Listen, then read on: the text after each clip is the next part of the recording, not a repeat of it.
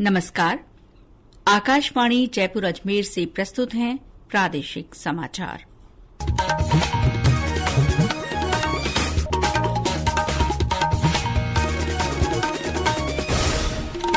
मुख्य समाचार। प्रधानमंत्री नरेंद्र मोदी ने कहा, भारत शांति प्रिय देश और विश्व कल्याण में योगदान के साथ प्रगति का आकांक्षी। राज्यपाल हरिभाऊ बागड़े ने लोगों के सामाजिक और आर्थिक स्तर को सुधारने के लिए सरकारी योजनाओं को महत्वपूर्ण बताया। राज्य में कोरोना संक्रमण के नए मामले सामने आ रहे हैं, हालांकि वायरस का ये वेरिएंट घातक नहीं।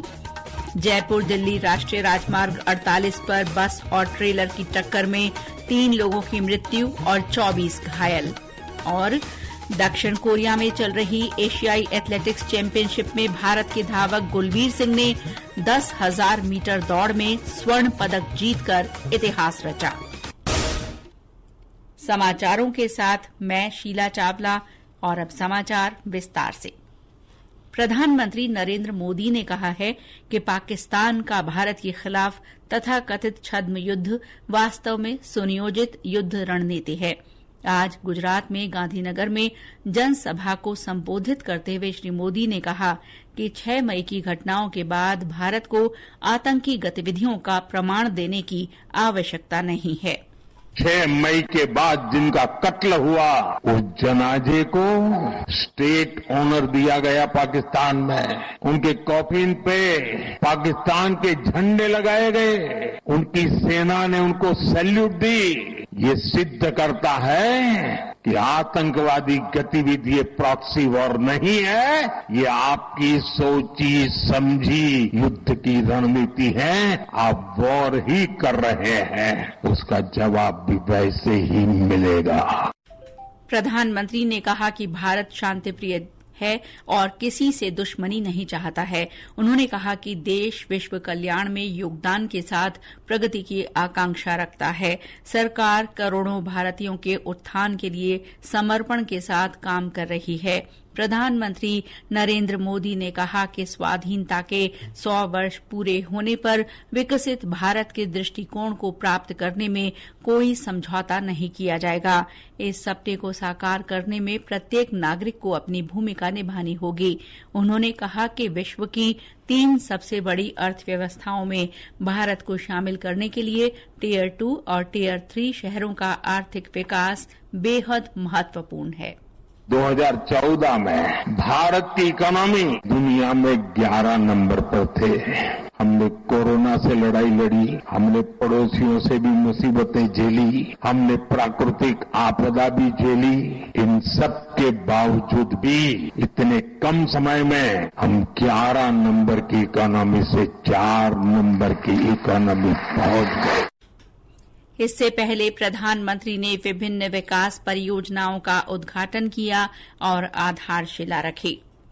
रक्षा मंत्री राजनाथ सिंह ने उन्नत मध्यम लड़ाकू विमान AMCA कार्यक्रम निष्पादन मॉडल को मंजूरी दे दी है। इस मॉडल का उद्देश्य स्वदेशी रक्षा क्षमताओं को बढ़ाना और मजबूत घरेलू एरोस्पेस औद्योगिक इकोसिस्टम को विकसित करना है। रक्षा मंत्रालय ने कहा कि ये मॉडल एरोस्पेस क्षेत्र में आत्मनिर्भरता की दिशा में मील का पत्थर साबित होगा। केंद्रीय शिक्षा मंत्री धर्मेंद्र प्रधान ने नई शिक्षा नीति को पारंपरिक मूल्यों के संरक्षण के साथ भविष्य के लिए महत्वपूर्ण बताया है। आज नई दिल्ली में शिक्षा सम्मेलन में बोलते हुए श्री प्रधान ने कहा कि राष्ट्रीय शिक्षा नीति 2020 दूरदर्शी ढांचे के रूप में उभरी है। उन्होंने कहा कि भारत ने बुनियादी ढांचे, समावेशिता और आधुनिकीकरण पर जोर देते हुए शिक्षा क्षेत्र में काफी प्रगति की है। राष्ट्रीय शिक्षा नीति 2020 लगभग 3 दशकों के बाद पहली बार भारतीयता के आधार पे एक दार्शनिक मसौदा, फिलोसॉफिकल डॉक्यूमेंट बनी, जिसमें भारत आने वाले सदियों में 21वीं सेंचुरी में अपना आवश्यकता को कैसे पूरा करे, प्राथमिकता किस पे रहेगी। न केवल भारत, विश्व की वंचित वर्गों की, सामान्य लोगों की भी अपेक्षाओं को कैसे हम ग्लोबल सिटीजन बना के पूरा कर पाए, इस प्रकार की दृष्टि, इस प्रकार की विजन प्रधानमंत्री जी ने राष्ट्रीय शिक्षा नीति 2020 में दिया है। राजस्थान माध्यमिक शिक्षा बोर्ड की 10वीं कक्षा का परिणाम कल जारी किया जाएगा। शिक्षा मंत्री मदन दिलावर कोटा कलेक्ट्रेट कार्यालय से वीडियो कॉन्फ्रेंस के जरिए अजमेर बोर्ड से जुड़कर शाम 4 बजे ये नतीजे घोषित करेंगे। बोर्ड सचिव कैलाश चंद शर्मा ने बताया कि इसके लिए सभी तैयारियां पूरी कर ली गई हैं। 10वीं कक्षा के लिए इस साल 10,96,000 से ज्यादा बच्चों ने आवेदन किया था। राज्यपाल हरिभाऊ बागड़े ने कहा है कि लोगों के सामाजिक और आर्थिक स्तर में सुधार लाने के लिए सरकार की ओर से चलाई जा रही योजनाएं महत्वपूर्ण हैं। उन्होंने अधिकारियों को योजनाओं का फायदा पात्र लोगों तक पहुंचाने के निर्देश दिए। राज्यपाल ने आज सलूम्बर कलेक्ट्रेट सभागार में जिला स्तरीय अधिकारियों की समीक्षा बैठक ली।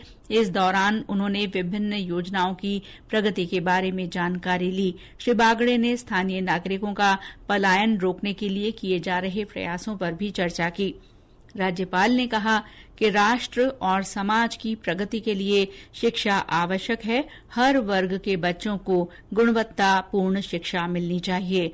इसके बाद श्री बागड़े डूंगरपुर पहुंचे। उन्होंने कलेक्ट्रेट सभागार में अधिकारियों के साथ बैठक की। राज्यपाल ने कलेक्ट्रेट परिसर में पौधारोपण किया और दिव्यांगों को इलेक्ट्रिक वाहन सौंपे। केंद्रीय प्रत्यक्ष कर बोर्ड सीबीडीटी ने इस साल आयकर रिटर्न आईटीआर दाखिल करने की आखिरी तारीख 31 जुलाई से बढ़ाकर 15 सितंबर कर दी है। सीबीडीटी ने एक बयान में कहा कि इससे आईटीआर फॉर्म में संशोधन, सिस्टम डेवलपमेंट की जरूरतों और टीडीएस क्रेडिट रिफ्लेक्शन के कारण लोगों को अधिक समय मिलेगा। ये समाचार आकाशवाणी जयपुर अजमेर से प्रसारित किए जा रहे हैं। प्रादेशिक समाचार बुलेटिन आप हमारे x handle @AIRnews_Jaipur, YouTube channel Rajasthan AIR news और फेसबुक AIR न्यूज राजस्थान पर भी सुन सकते हैं। प्रदेश में कोरोना संक्रमण के नए मामले सामने आ रहे हैं। जन स्वास्थ्य निदेशक रवि प्रकाश शर्मा ने आकाशवाणी से बातचीत में बताया कि वायरस का ये वेरिएंट घातक नहीं है, इससे घबराने की जरूरत नहीं है। कोविड जो है समय समय पे थोड़ा सा स्फुट आते रहेंगे। हमें किसी प्रकार की चिंता करने की आवश्यकता नहीं है। अपना जो रूटीन के काम है करते रहें। जो विशेष तौर पर जो है जो कोमोर्बिडिटी के लोग हैं वो जो सावधानी उनकी बरतनी है उसका ध्यान रखें। इस बार जो है अभी तक 23 केसेज आए हैं और एक व्यक्ति की मृत्यु हुई है, पर वो भी मृत्यु का कारण उसकी कोविड नहीं होती, उसके टीबी रोग था उसकी वजह से हुई है। विभाग अपने स्तर से निरंतर मॉनिटरिंग कर रहा है, तो एडवाइजरी की जो है आवश्यकता भी महसूस नहीं हुई है। राज्य में नगरीय निकायों के पुनर्गठन और पुनर्सीमांकन के प्रस्तावों को लेकर आज जयपुर में बैठक हुई। मंत्रिमंडलीय उप समिति की इस समीक्षा बैठक में अजमेर, कोटा, उदयपुर और बीकानेर संभाग के नगरीय निकाय प्रस्तावों पर चर्चा की गई। इसमें समिति के सदस्य वन मंत्री संजय शर्मा, सहकारिता मंत्री गौतम कुमार दक और समिति के संयोजक नगरीय विकास मंत्री झाबर सिंह खरा ने भाग लिया। वहीं जोधपुर, भरतपुर और जयपुर संभाग के नगरीय निकायों के पुनर्गठन और पुनर्सीमांकन के प्रस्तावों पर कल होने वाली बैठक में विचार विमर्श किया जाएगा। झुंझुनू में हुए सुभाष हत्याकांड मामले में लोगों ने आज आक्रोश रैली निकाली। पूर्व मंत्री राजेंद्र सिंह गुढ़ा के नेतृत्व में ये रैली हुई। रैली में शामिल लोगों के जबरन कलेक्ट्रेट परिसर में प्रवेश करने पर पुलिस जाब्ते ने उन्हें रोका। तनाव बढ़ने पर पुलिस ने हल्का बल प्रयोग भी किया। आंदोलनकर्ता सुभाष मेघवाल के परिवार को आर्थिक सहायता और एक सदस्य को सरकारी नौकरी देने की मांग कर रहे हैं। और अब मौसम। राज्य में कई स्थानों पर अगले 3-4 दिनों तक आंधी बारिश का दौर जारी रहने की संभावना है। वहीं पश्चिमी राजस्थान में हीट वेव का असर बना रहेगा।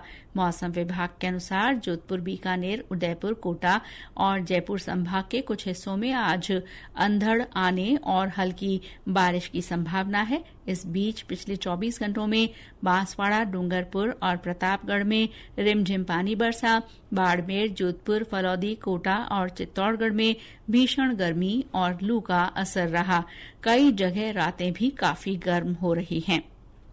जयपुर जिला कलेक्टर डॉ जितेंद्र कुमार सोनी ने मानसून सीजन से पहले बाढ़ नियंत्रण और बचाव के लिए जरूरी इंतजाम करने के निर्देश दिए हैं। उन्होंने आज आपदा प्रबंधन प्राधिकरण की बैठक को लेकर मानसून पूर्व तैयारियों की समीक्षा की। इस दौरान डॉ सोनी ने निगम अधिकारियों को नालों की सफाई जल्द पूरी करवाने के भी निर्देश दिए। जयपुर दिल्ली राष्ट्रीय राजमार्ग 48 पर विराट नगर क्षेत्र में आज एक सड़क हादसे में 3 लोगों की मृत्यु हो गई और 24 अन्य घायल हो गए। दुर्घटना आंतेला गांव के पास हरियाणा रोडवेज की बस और ट्रेलर के बीच टक्कर से हुई। कोटपूतली के अतिरिक्त पुलिस अधीक्षक वैभव शर्मा ने बताया कि घायलों को विभिन्न अस्पतालों में भर्ती कराया गया है और हादसे के कारणों का पता लगाया जा रहा है। थाना इलाका बाबरू में जो ये हाईवे है आतेला पुलिया के पास आज एक हरियाणा रोडवेज की बस और ट्रेलर में एक्सीडेंट हुआ। जो एक्सीडेंट हुआ है उसमें 3 व्यक्तियों की डेथ हो गई है। 2 स्त्री हैं, 1 पुरुष है और लगभग 20 से 25 लोग घायल हैं, जिन्हें उपचार के लिए आगे जयपुर रेफर किया गया है और कुछ लोगों को यहाँ पे प्राथमिक उपचार देके यहाँ से भी फ्री किया गया। बहुत गंभीर दुर्घटना थी और पहले प्राथमिकता इलाज की थी, इसलिए इसमें लगे हुए हैं। आगे अनुसंधान में दुर्घटना के कारणों को खुलासा किया जाएगा। प्रधानमंत्री नरेंद्र मोदी ने देश के पहले प्रधानमंत्री पंडित जवाहरलाल नेहरू की पुण्यतिथि पर उनका स्मरण किया है। पंडित नेहरू की पुण्यतिथि पर आज विभिन्न कार्यक्रमों के माध्यम से उन्हें श्रद्धा सुमन अर्पित किए गए। हनुमानगढ़, भीलवाड़ा, भरतपुर, बांसवाड़ा और पाली सहित कई जगह श्रद्धांजलि कार्यक्रम हुए। एशियाई एथलेटिक्स चैंपियनशिप में भारतीय एथलीट गुलवीर सिंह ने इतिहास रच दिया है। दक्षिण कोरिया के गोमी में पुरुषों की 10,000 मीटर दौड़ में गुलवीर ने स्वर्ण पदक जीता। उन्होंने 28 मिनट 38.63 सेकंड का समय लेकर शीर्ष स्थान प्राप्त किया। वहीं सरविन सेबेस्टियन ने पैदल चाल में कांस्य पदक जीतकर भारत का खाता खोला। सरविन ने पुरुषों की 20 किलोमीटर पैदल चाल स्पर्धा में 1 घंटा 21 मिनट और 13.6 सेकंड का समय लेकर ये पदक जीता। और अंत में मुख्य समाचार एक बार फिर। प्रधानमंत्री नरेंद्र मोदी ने कहा, भारत शांति प्रिय देश और विश्व कल्याण में योगदान के साथ प्रगति का आकांक्षी। राज्यपाल हरिभाऊ बागड़े ने लोगों के सामाजिक और आर्थिक स्तर को सुधारने के लिए सरकारी योजनाओं को महत्वपूर्ण बताया। राज्य में कोरोना संक्रमण के नए मामले सामने आ रहे हैं, हालांकि वायरस का ये वेरिएंट घातक नहीं। जयपुर दिल्ली राष्ट्रीय राजमार्ग 48 पर बस और ट्रेलर की टक्कर में 3 लोगों की मृत्यु और 24 घायल। और दक्षिण कोरिया में चल रही एशियाई एथलेटिक्स चैंपियनशिप में भारत के धावक गुलवीर सिंह ने 10,000 मीटर दौड़ में स्वर्ण पदक जीतकर इतिहास रचा। इसके साथ ही प्रादेशिक समाचार बुलेटिन समाप्त हुआ। नमस्कार।